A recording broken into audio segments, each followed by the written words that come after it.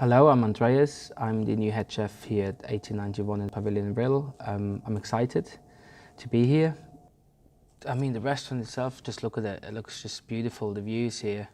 And I think this is the right spot to do something big, to get the name out there, to get the name on the map and be part of it as well, of all the big changes that are just currently happening in Brill.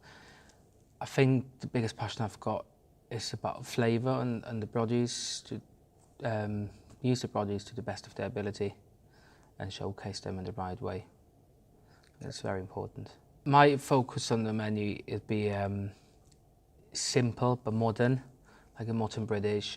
I try to not to go overcomplicated, like 5 ingredients, maybe 6 on the most on the plate, to let the ingredients speak for them, have great flavours and make the food exciting, maybe sometimes a bit intriguing, and good enough for people to want to come back and enjoy it again and again and again. Because I think as a chef it's very important that you want your customers to be happy.